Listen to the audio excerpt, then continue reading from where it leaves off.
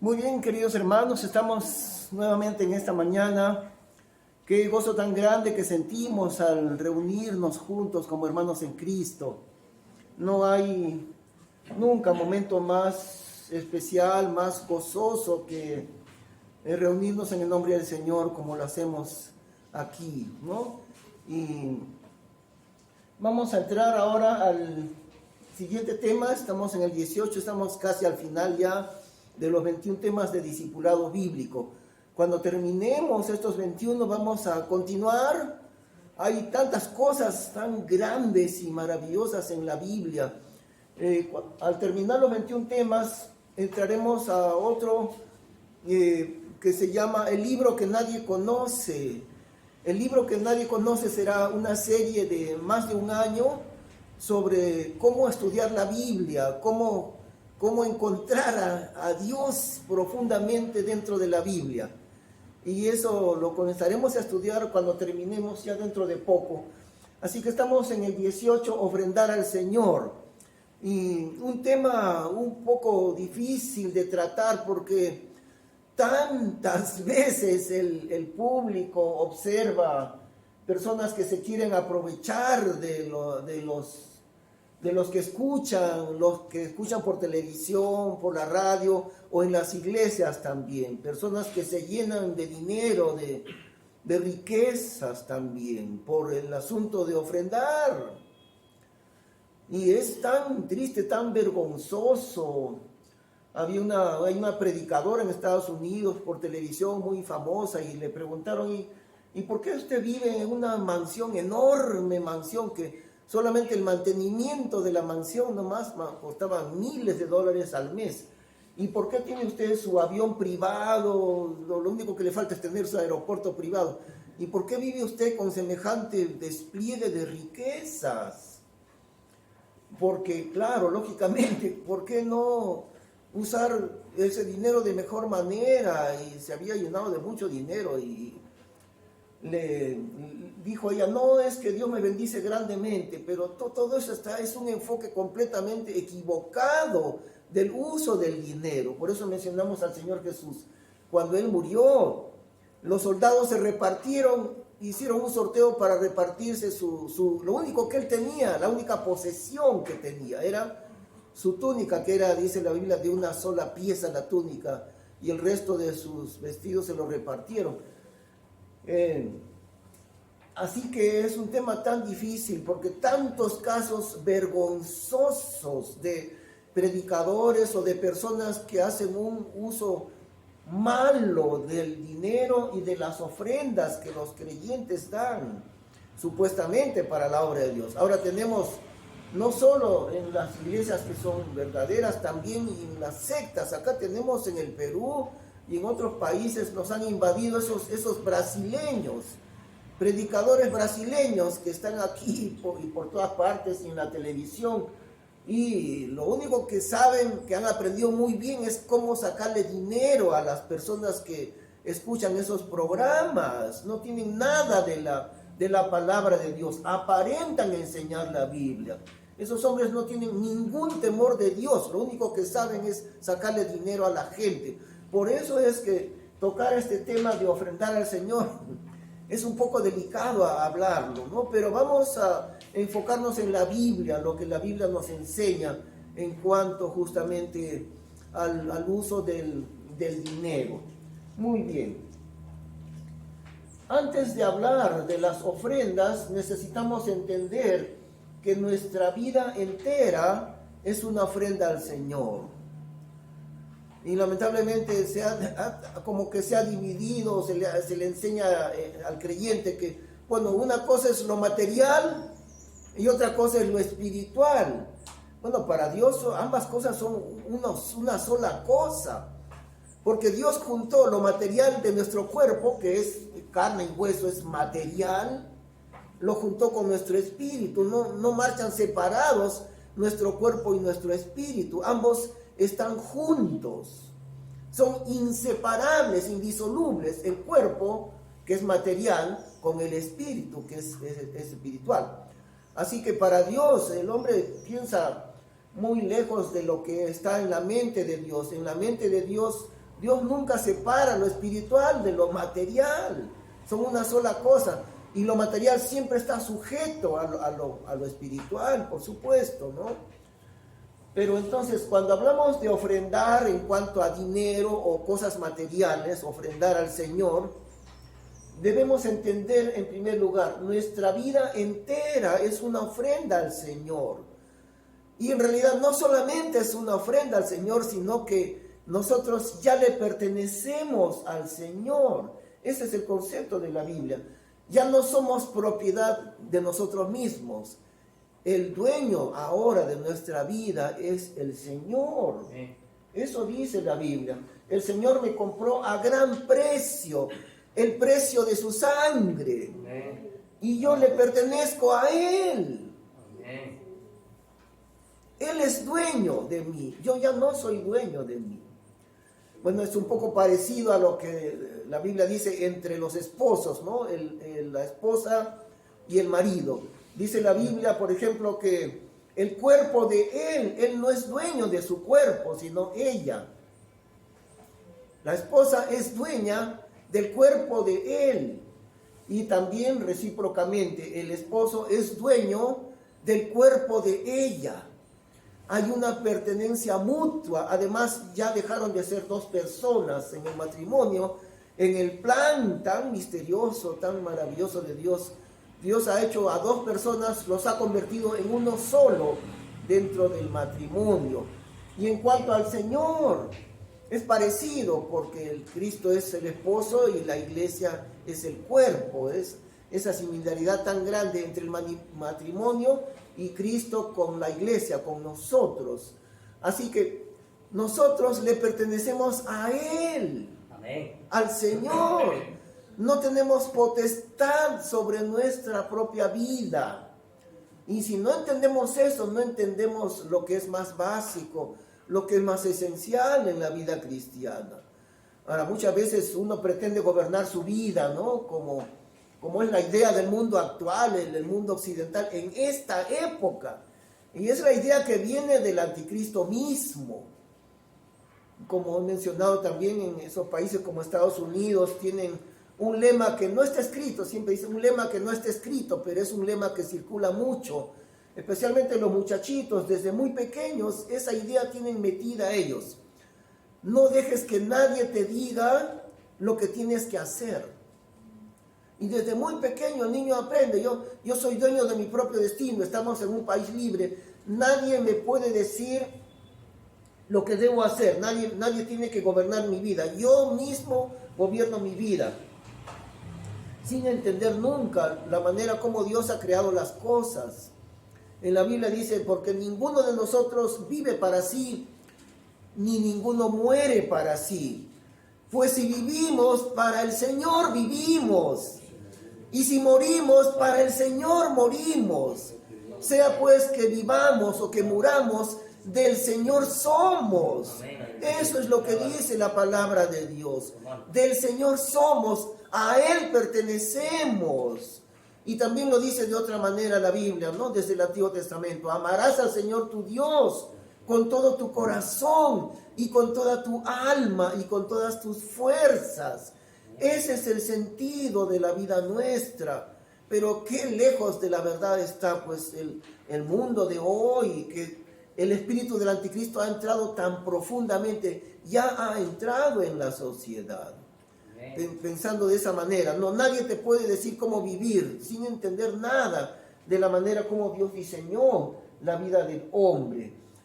El Señor es nuestro dueño. 1 Corintios 6, 19.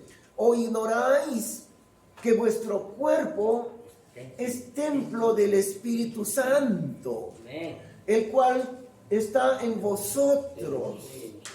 La tercera persona de la Trinidad, el Espíritu Santo, vive en el cuerpo de cada creyente. Y al vivir Dios mismo, porque el Espíritu Santo es Dios mismo, al vivir Dios en el cuerpo de un creyente, nuestro cuerpo se convierte en un templo, o en un templo de Dios, el cual tenéis de Dios y que no sois vuestros. No tenemos ya potestad ni propiedad sobre nosotros. Ahora, como digo, si no entendemos eso, no entendemos lo que es más básico, ¿no? Como en la matemática, ¿qué es lo primero que se aprende? Sumar, restar, multiplicar, dividir. Si no sabemos eso, no sabemos nada en la matemática, es lo primerito. Sumar, restar, multiplicar, dividir. Bueno, si no entendemos como hijos de Dios, no tenemos propiedad de nosotros mismos. El Señor es el dueño de nuestra vida entera. Amén. Y nuestro cuerpo también. ¿O ignoráis que vuestro cuerpo es templo del Espíritu Santo, el cual está en vosotros, el cual tenéis de Dios, el Espíritu Santo, en nosotros, y que no sois vuestros? No eres tuyo, hermano, tu dueño es el Señor Jesucristo. Aleluya. Dios es el dueño de tu cuerpo y de tu vida también, de tu vida entera. Así que esto es lo que debemos entender primeramente antes de hablar de una parte secundaria en realidad de la vida del hombre, que es el dinero y las posesiones materiales. Bueno, en este caso, en cuanto a ofrendar también. Porque comprados sois por precio. Y en otros versículos dice que este precio fue su sangre preciosa. Amén. Comprados sois. Ya no tenemos potestad de nosotros. Y esta es la figura, disculpen. Esta es la figura de la redención, ¿no? En la Biblia y en la cultura antigua estaba esta palabra redimir. Por ejemplo, una persona como esclavo era vendido en el mercado de esclavos y lo compraban. Por decir, yo me compro un esclavo, 30.000 soles vale el esclavo, ya, yo pago 30.000 soles. Entonces, este esclavo que es joven todavía me va a servir toda su vida. De repente, 30, 40 años me va a servir. Yo soy dueño de ese esclavo, aún de su vida eran dueños. Lo compró por precio. Esa es la idea de la redención. El Señor nos ha comprado por precio, claro, de su sangre. No por dinero, por precio de su sangre. Porque comprados sois por precio. Glorificad pues a Dios en vuestro cuerpo y en vuestro espíritu, los cuales son de Dios, los cuales pertenecen a Dios. En segundo lugar, debemos presentar nuestro cuerpo entero en sacrificio agradable a Dios, no solo nuestro dinero. Por eso empezamos por allí. ¿Qué lugar ocupa el dinero en la vida del cristiano? Un lugar secundario, hay que decirlo con claridad. El dinero es una cosa secundaria en la vida nuestra, pero el hombre siempre lo pone al revés, ¿no? El dinero en primer lugar y luego todo lo demás. Pero para Dios es al revés. El dinero es secundario. Yo diría bastante secundario es el dinero en el plan de Dios. Así que nuestro cuerpo entero debe ser presentado al Señor. No solamente nuestro dinero, sino nuestro cuerpo entero. En Romanos capítulo 12, verso 1. Así que, hermanos, os ruego por las misericordias de Dios. Fíjense esto, hermanos, no es una orden, no es una obligación. El Señor dice, os ruego por las misericordias de Dios. Así como Dios tuvo misericordia de nosotros, con ese mismo amor ardiente de Dios, yo les ruego que presentéis vuestros cuerpos en sacrificio vivo. Ya no un sacrificio que se degolla y que muere ahí, sino un sacrificio continuo que cada día está muriendo. Nuestro cuerpo presentado al Señor en sacrificio vivo, santo, agradable a Dios. Es agradable a Dios que presentemos nuestro cuerpo entero en sacrificio para el Señor, que es vuestro culto racional, es la manera de adorar a Dios. Amén. Nuestro culto, que realmente lo entendemos como es, presentarnos, ¿no? Nosotros enteritos, nosotros completos, no solamente lo que está en el bolsillo, como digo, es una cosa secundaria, sino todo nuestro ser es presentado al Señor como sacrificio vivo, santo, agradable al Señor. Nuestro cuerpo entero es santo para el Señor. No solamente esa partecita que es el dinero. Por eso, ¿no? Entender esto es necesario primeramente. Número 3, si Dios tiene el control de mi vida entera, ofrendar será algo normal y natural. Ofrendar para el Señor será lo más normal del mundo, lo más natural del mundo. ¿Por qué? Porque mi vida entera está entregada a Él, no solamente mi bolsillo, ¿no? Algo normal, algo natural que el creyente hace para su Dios, ofrendar lo que debemos dar a Dios. Romanos 12:2, ahí también. Y no os conforméis a este siglo. ¿Qué quiere decir este mundo, no? Este siglo. La palabra bíblica siglo se refiere al mundo de ahora. No os conforméis, pero tampoco está diciendo en el sentido de conformismo, en ese sentido no, sino no toméis la forma de este siglo. Conforméis, no, que no tomemos la forma de lo que piensa el mundo en este siglo, sino transformaos por la renovación de vuestro entendimiento.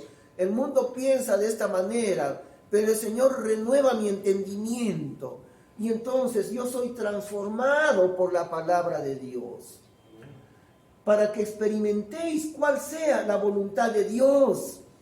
Que es esta voluntad de Dios? Es buena, es agradable y es perfecta. Cuán grande es seguir la voluntad de Dios. Es buena, es agradable y es perfecta. Y miren el contraste con el fruto de la muerte que hubo en el huerto del Edén. Dios le había dicho, no comas de ahí, Adán, del fruto del bien y del mal, no de la manzana, sino del fruto del conocimiento del bien y del mal. Porque el día que de él comieres, ciertamente morirás. Dios se lo advirtió. Dios puso un letrero ahí que decía, veneno, veneno, no comas, es veneno, vas a morir, Adán. Pero Adán no hizo caso, sino que le puso oído al engañador, a Satanás.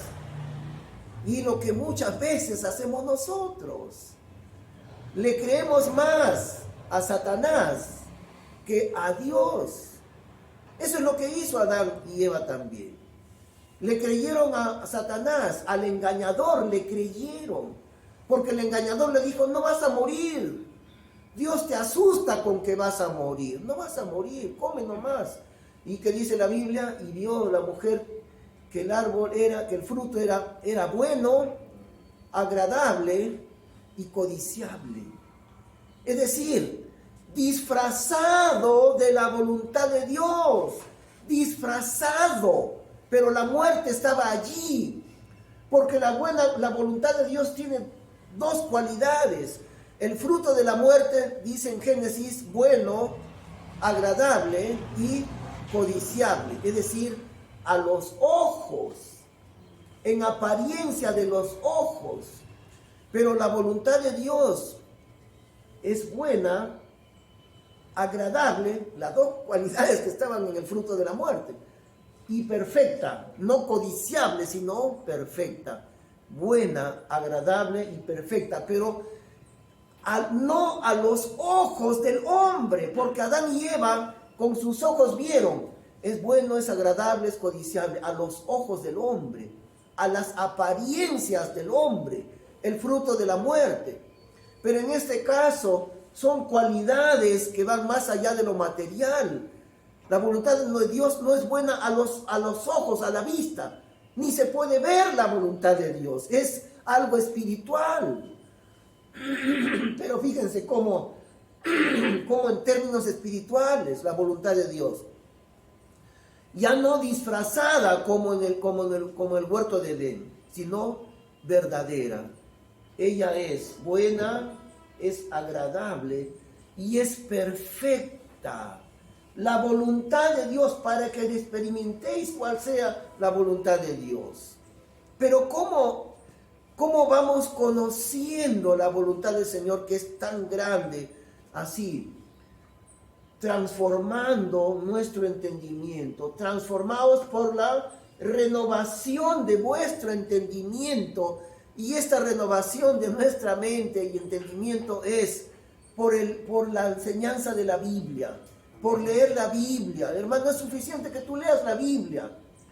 No es todo lo que puedes oír aquí el día domingo, es tan importante, sí, pero tú tienes que ir a tu Biblia, tienes que acudir a tu Biblia. Y en un rato de cada día, dedícale 10 minutos, 15 minutos a la Biblia y vas a experimentar lo que dice aquí, vas a encontrar. Dios te va a hablar directo a tu corazón y a tu mente cuando tú abras su palabra y la leas.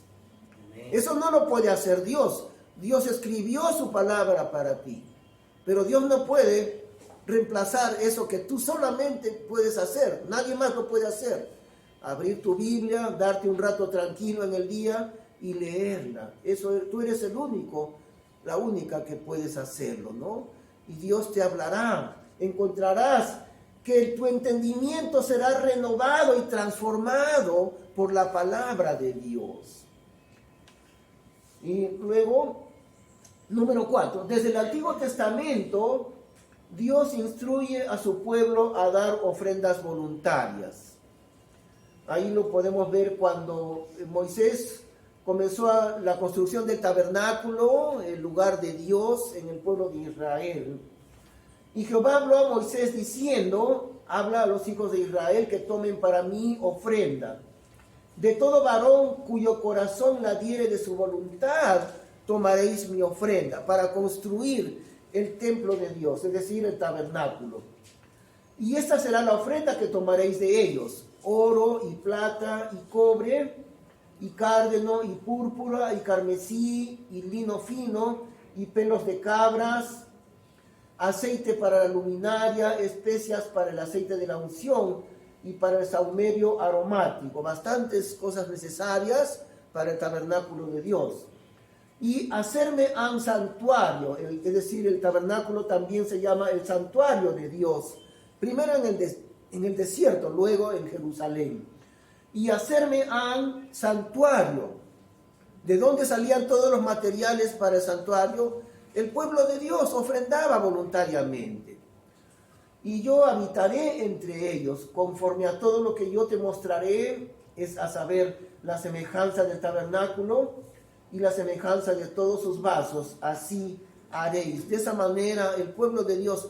Y hay una cosa aquí, que ofrendaron tanto que ya era demasiado. Moisés tuvo que decir, ya no traigan más ofrendas, porque ya es suficiente con lo que han ofrendado todos ustedes. Y hay un gozo en ofrendar al Señor. Yo diría, junto con la palabra ofrendar, hay otra palabra clave junto con ofrendar, es la palabra gozo. Y dice la Biblia también, Dios, porque Dios ama al dador alegre. Ahora, yo sé que, hermanos, que esa es la experiencia de muchos de ustedes. Estoy bien seguro porque es mi propia experiencia también y la de mi esposa. Nos alegra venir a la casa de Dios y traer nuestra ofrenda o nuestro sobre o nuestro diezmo y dar para el Señor. Nos llena de alegría hacer eso. Y con gozo trajeron ellos a la casa de Dios lo necesario para el tabernáculo. Ahora, acá hay una pregunta que siempre se plantea, y en muchas iglesias a veces los hermanos comienzan a decir, pero el diezmo no está en el Nuevo Testamento. El diezmo no se menciona ya, ni tampoco se enseña el diezmo en el Nuevo Testamento. ¿Es cierto que el diezmo ya no se encuentra en el Nuevo Testamento? Sí, efectivamente, tiene razón, es cierto. El diezmo ya no se menciona en el Nuevo Testamento, con excepción de los evangelios cuando el Señor Jesús menciona el diezmo. Y una mención muy breve, hablando en referencia a lo que hacían ellos en Israel. Y Jesús no dice que no hay que anularlo, dice esto era necesario hacer, pero está hablando de Israel. El Señor Jesús está hablando en el contexto de Israel. Bueno, y aparte de esas palabras del Señor Jesús, no se vuelve a mencionar en todo el Nuevo Testamento el diezmo. Es completamente cierto. El diezmo ya no se menciona en el Nuevo Testamento. Ahora, vamos a ver ¿Por qué razón? En el Antiguo Testamento el diezmo era parte de la ley. Y la ley de Dios era siempre bajo obligación. Muchas veces era bajo pena de muerte. Así era la ley de Dios en el pueblo de Israel. Pero hay una diferencia bien grande, ¿no?, entre la iglesia y Israel. Israel sigue siendo el pueblo de Dios. Lo fue y sigue siendo hasta ahora el pueblo de Dios. Pero es diferente de la iglesia. Entonces se podría decir que Dios tiene dos hijos en este mundo. El hijo mayor es Israel.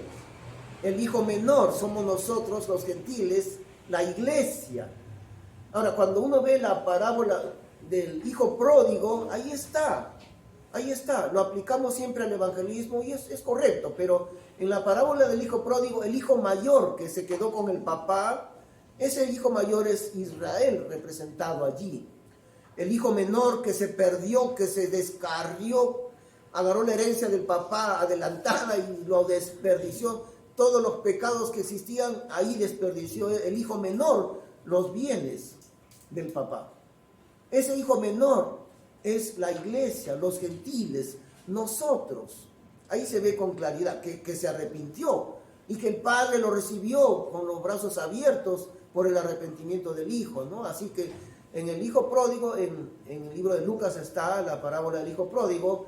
El hermano mayor que no se apartó del padre es Israel. Y el hermano menor descarriado, pero luego arrepentido, ese hijo menor es la iglesia, nosotros, ¿ve? Ahí se puede ver. Pero entonces hay una diferencia, bastantes diferencias entre Israel como pueblo de Dios y la iglesia como pueblo de Dios. Por ejemplo, y ahí se equivocan algunos y confunden la iglesia con Israel. Por ejemplo, ¿cuál es la capital de Israel? Ustedes saben, ¿no? ¿Cuál es la capital de Israel? Jerusalén, esa es la ciudad capital. ¿Cuál es la capital de la iglesia?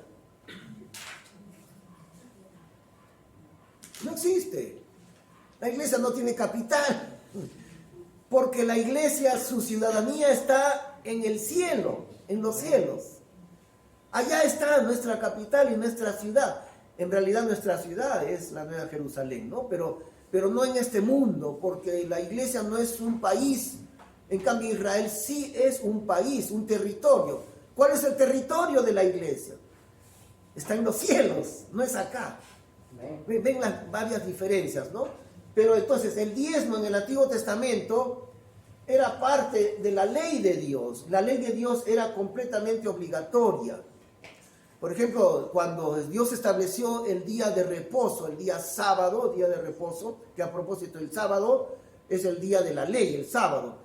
El día domingo es el día de la gracia de Dios. Por eso la iglesia se congrega desde el inicio, el día domingo, el primer día de la semana. Bueno, era tan obligatoria que cuando Dios estableció el día de reposo, la primera vez que Dios lo mandó, entonces trajeron a un hombre que sin obedecer lo que estaba establecido, se puso frescamente a cortar leña y dijo, no, a mí qué me importa y se fue a cortar leña, se fue a trabajar. Entonces lo arrestaron y lo trajeron delante de Moisés. Y Moisés tuvo que preguntar a Dios porque él tampoco estaba seguro qué hacer. Y Dios le contestó, irremisiblemente sea muerto ese hombre. Así que lo tomaron en medio de la congregación y lo apedrearon y lo mataron por no guardar el día de reposo. Entonces los adventistas del séptimo día, que están bien desviados de la Biblia, no son hijos de Dios. Los adventistas del séptimo día, pues el hermano que no va al día de reposo, como dicen ellos, bien equivocadamente, ¿no? Así que si alguien no va a su iglesia el sábado, pues ¿qué tienen que hacer? Tendrían que apedrearlo. Si no, no están cumpliendo la ley. Porque la ley era así, tan obligatoria como es, ¿no? Ahora vemos, aquí está en Levítico 27:30 el mandamiento del diezmo, que vamos a mencionarlo y ver la diferencia. Ítem, todas las décimas, o sea el diezmo, ¿no? La décima parte es el diezmo. Todas las décimas de la tierra de la simiente de la tierra, del fruto de los árboles, de Jehová son. Santidad a Jehová. El diezmo era consagrado a Dios. La 10ª de su cosecha, esa es la idea. No tanto de que yo doy, sino de que eso ya pertenece a Dios. La 10ª de lo que cosechaban ya era de antemano perteneciente a Dios. Esa era la idea del diezmo, consagrado, santificado para Jehová. Y toda 10ª de vacas o de ovejas, de todo lo que pasa debajo de vara, la 10ª será santidad a Jehová, será consagrada al Señor. Los primogénitos de los animales también eran consagrados a Dios. Pero como iglesia ya no estamos bajo la ley. Por eso el Nuevo Testamento no menciona el diezmo, ¿no? Ahí explicamos por qué. ¿Por qué el Nuevo Testamento ni lo menciona, ni siquiera lo enseña el diezmo en el Nuevo Testamento? La respuesta es esta: porque ya no estamos bajo la ley.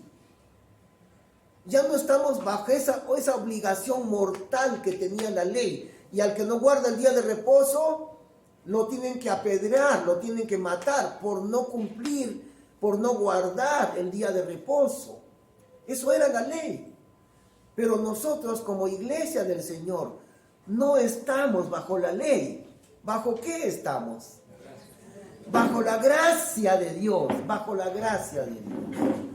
Y aquí la Biblia compara el pueblo de Israel. En realidad la palabra que usa Dios para ellos es la esclavitud de la ley. O sea, ellos están esclavos de la ley. Esclavos de la ley. Nosotros somos hijos de Dios. Ya no somos esclavos de la ley de Dios. Miren, por eso es la diferencia tan grande entre la ley del Antiguo Testamento, obligatoria bajo muerte, y entre esas obligaciones era la 10ª que todo israelita tenía que consagrar a Dios la 10ª de su dinero y de sus cosechas. Obligatorio. Pero sin embargo, la iglesia no está bajo la ley, sino bajo la gracia de Dios, nosotros. Por esa razón, el diezmo ya no se enseña ni tampoco se menciona en el Nuevo Testamento. Ahora seguimos. El creyente en Cristo debe dar al Señor sin medida, sin medida.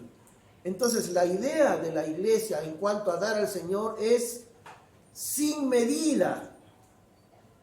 Ahora, los de Israel, ellos, especialmente los sacerdotes que siempre se jactaban, ¿no? Esos sacerdotes que se habían vuelto gente rica con el negocio del templo, y por eso Jesús los botó a latigazos, los sacó del templo. Eso de vender los animales era un negocio de los mismos sacerdotes, y el Señor los sacó de allí con una cuerda de látigo. Pero entonces ellos daban esa 10ª bajo obligación completamente. Sin embargo, nosotros damos al Señor sin medida, sin medida. O sea, en realidad, la idea del creyente del Nuevo Testamento, la iglesia, no es que no tiene que dar, muy por el contrario. El creyente tiene que dar a Dios sin límite, sin medida.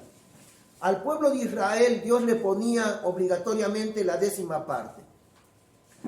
Y nosotros como iglesia, ¿cuánto debemos dar al Señor? Mucho más, mucho más. Pero fíjese que Dios no pone una cantidad.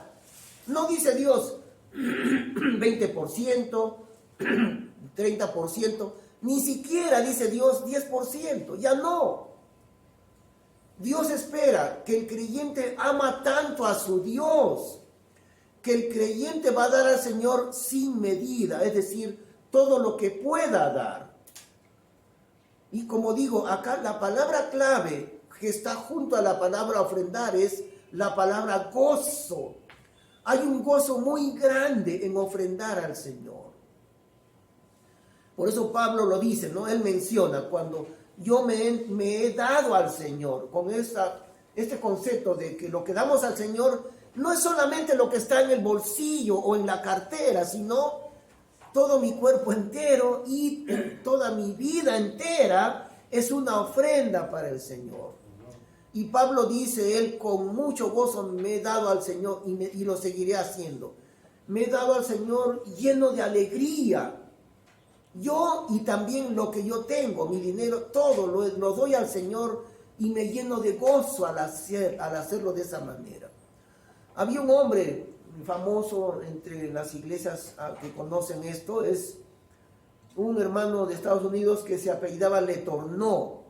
Y el hijo de Letourneau aquí en el Perú estuvo muchos años, no sé si sigue todavía, pero Letourneau dentro de la iglesia Alianza Cristiana y Misionera, Roy era su nombre, Roy Letourneau. Roy Letourneau era uno de esos hombres de Dios, un creyente, no era pastor, era un creyente, hombre de negocios. Cuando la iglesia Alianza quiso comprar en Miraflores, hace muchos años, un terreno para templo, Roy dijo que él quería dar el dinero para terreno. Y en Avenida Benavides, en Miraflores, eso cuesta un ojo de la cara cada metro cuadrado, ya nos imaginamos, ¿no? Entonces, le enseñaron el terreno y Roy Letourneau dijo, bueno, este terreno quieren, ya está bien, lo compramos. Y este de acá del costado, porque había otro terreno libre al costado, le dijeron los pastores, bueno, claro, eso también está a la venta, pero yo creo, hemos pensado que con este terreno que ya es grande será suficiente. ¿Y por qué no piensan en el otro también? Ah, bueno, no se nos ha ocurrido. A mí sí, dijo, pero no piensen en chiquito, piensen en grande para Dios. Vamos a comprar los dos terrenos juntos. Uno solo es muy poquito. Y Roy Letourneau dio el dinero para los dos terrenos juntos. Y ahí está. Nosotros hemos ido algunas veces con el proyecto, ¿no?, que el centro estudiantil que había, hemos ido a ese templo, Avenida Benavides, en Miraflores. Eso es lo que hacía Roy Letourneau, hijo, el papá de él. Le llamaban a él el socio de Dios, porque Letourneau era inventor y fabricante de maquinaria agrícola y maquinaria pesada. Por ejemplo, acá en la selva lo usaban mucho, en todo el mundo, los aparatos de Letourneau, las maquinarias. El tree crusher era un aparato enorme, gigantesco, para botar los árboles. Si no me equivoco, era como una especie de rueda enorme que a los árboles no los cortaba, sino simplemente los tiraba, lanzaba un peso enorme. ¡Prum! De golpe botaba como 30 árboles juntos, y así el tree crusher se llamaba. Pero toda esa clase de maquinaria agrícola en el mundo entero era invención de Letourneau, el socio de Dios. De tal manera que él, cuando iba empezando su empresa, él hizo un pacto con Dios. Dijo, Señor, yo soy tu socio, tú eres el dueño, yo soy tu socio. Pero como somos socios, entonces de ti va a ser la 10ª parte. Comenzó con la 10ª parte, comenzó con el diezmo. Y entonces hacía él, su ganancia, aquí está, la 10ª parte. Y lo tenía aparte el dinero. Este dinero es de Dios, no es mío. Todo lo que está allí se usa para la obra de Dios. Pero Dios le iba bendiciendo cada vez más y más y más. Dios le iba prosperando a Letourneau. Y él fue cada vez aumentando, él dice, la parte de su socio que era Dios. Entonces, bueno Señor, ahora me has bendecido tanto, ahora va a ser tuyo el 20%. Más adelante, ahora Señor, tuyo es el 30%. Bueno, finalmente, ¿qué pasó? Letourneau llegó a vivir con el 10% del dinero, de sus ganancias. Y el 90% de todo lo que él ganaba lo daba para la obra de Dios. O sea, era un diezmo al revés, ¿no? Él decía, tanto me bendice Dios que con el 10% suficiente, más que suficiente para que yo viva. El 90% de todo mi dinero le pertenece a Dios. Y así lo hacía. Acá en el Perú mucho hizo el papá de Letourneau. Tournavista, cerca de Pucallpa, hay un lugar que se llama Tournavista por Letourneau. Ahí construyó colegios, construyó varias cosas, no sé si hospitales, pero muchas cosas hizo en Tournavista para la gente pobre de allí. Eso es la manera de pensar de un creyente en el tiempo de la iglesia. ¿Cuál es la medida con que debemos dar a Dios en nuestro tiempo como hijos de Dios? El diezmo, bueno, sí, puede ser, pero en realidad por eso es que Dios ya ni siquiera menciona el diezmo.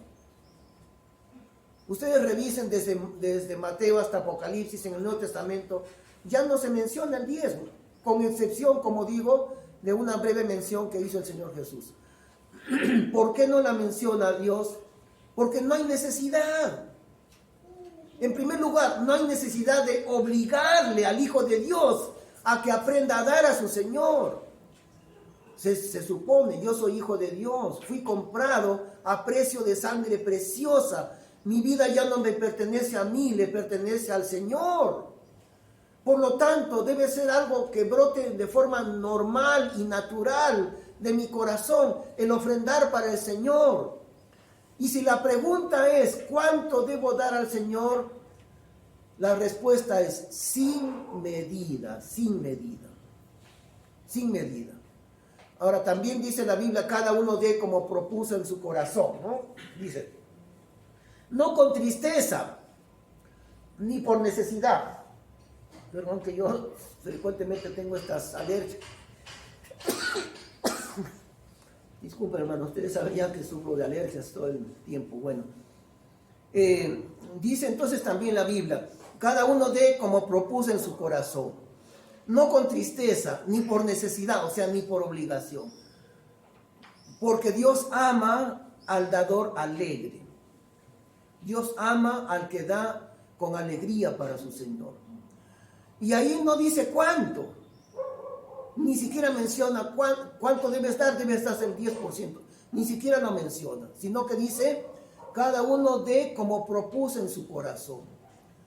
Personalmente yo me propuse hace mucho tiempo dar un poco más allá del diezmo. Entonces, lo que yo siempre doy al Señor es más o menos 15%. Eso es lo que doy, 15, no puedo medir exacto porque doy para acá, entonces no hay una medida exacta, pero aproximadamente el 15% o tal vez más todavía es lo que yo personalmente doy al Señor. Porque el creyente del tiempo de ahora, de la iglesia, no tiene medida para dar a su Señor. No hay un límite.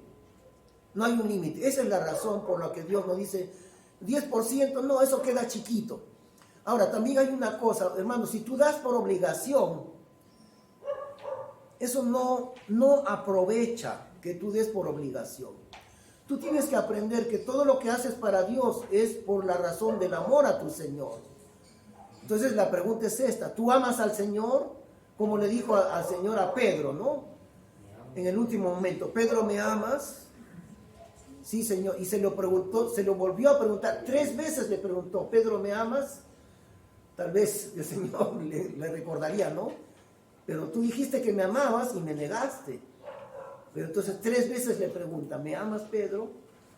Sí, Señor, tú sabes que te amo. Entonces le dice Jesús, pastorea mis ovejas. Entonces aquí la pregunta que nos hacemos, ¿no? ¿Tú amas al Señor, hermano? Entonces aprende a dar al Señor. Aprende a dar a tu Señor. Debe ser algo normal. Debe ser algo natural que brote de tu corazón. Y si tú preguntas cuánto debo dar, la respuesta es, no le pongas medida a lo que tú des al Señor. Ahora, en el caso mío, yo me propuse hace bastantes años dar el 15%, y eso es lo que hago. En realidad doy más, sino que no puedo calcular, porque doy aquí, doy allá, entonces no puedo calcular tan exacto. Pero esa es mi intención.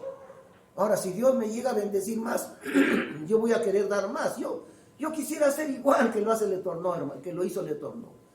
Yo quisiera tener bastante para darle al Señor 90% de lo que yo tengo. Yo me llenaría de un gozo enorme de hacerlo así. Bueno, por ahora estoy dando, como les dije, esta cantidad, ¿no? Pero siempre quisiera dar más al Señor. A veces, en realidad, a veces quiero dar, pero ya no puedo. Porque eso es lo que debe brotar del corazón de un hijo de Dios. Dar al Señor con amor y sin medida, y sin medida. Es por eso que el Señor ya no menciona el diezmo en el Nuevo Testamento, porque no hay medida del amor. ¿Cuál es la medida del amor? ¿Tiene medida el amor? No tiene. El amor de Dios es sin límite. Es por eso que la parte material y del dinero tampoco Dios le pone límite en el Nuevo Testamento. Ya no lo menciona, ¿no? Esa es la razón. Muy bien, ahí leemos en Levítico 27:32. Y toda décima de vacas o de ovejas o de lo que pasa debajo de vara, la décima será santidad a Jehová. Asimismo, esto ya es del Nuevo Testamento. Miren, en el Nuevo Testamento. Asimismo, hermanos, os sabemos saber la gracia de Dios. Fíjense la palabra gracia de Dios. Ya no la ley de Dios.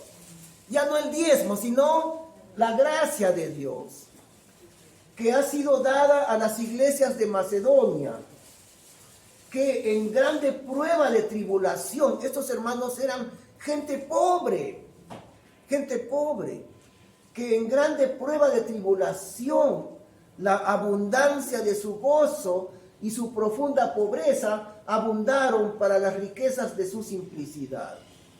Eran pobres, pero eran ricos. Eso es lo que dice aquí. Estaban en tribulación, pero abundaban de gozo. Y este gozo era por ofrendar a la obra de Dios. Porque conforme a sus fuerzas, dice Pablo dice, ¿no? Yo soy testigo. Y aún sobre sus fuerzas, o sea, más allá de sus fuerzas, han sido voluntarios, rogándonos con muchos ruegos que recibiésemos el don y nos encargásemos de la comunicación del servicio que se hace para los santos.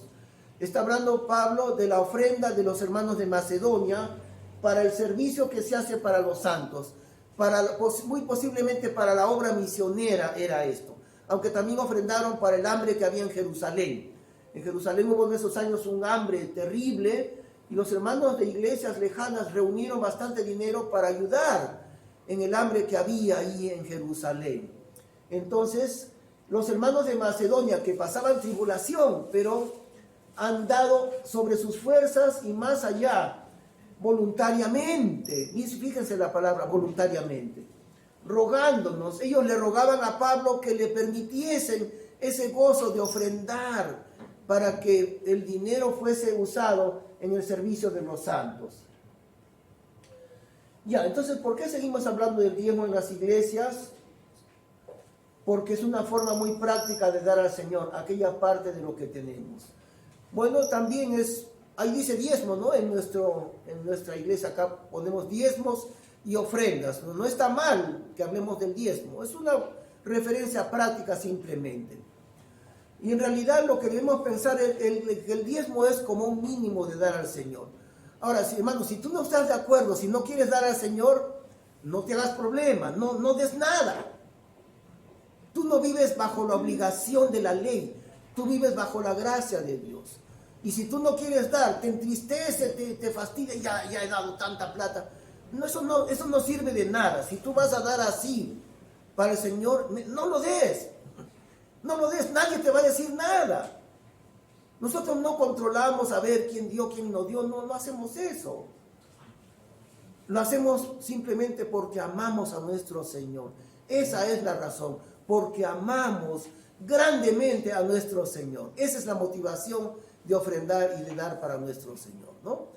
Muy bien, vamos a terminar en oración. Te damos la gracia, Señor Padre bendito, por esta enseñanza de tu palabra que nos instruye. También te pedimos, Señor, porque puedas dar entendimiento y sabiduría a tus hijos. Tantísimos casos hay del abuso del dinero en las iglesias, cosas vergonzosas que a veces hacen predicadores que se llenan de dinero y cosas así. Y doctrinas falsas que le sacan muchísima plata a las personas.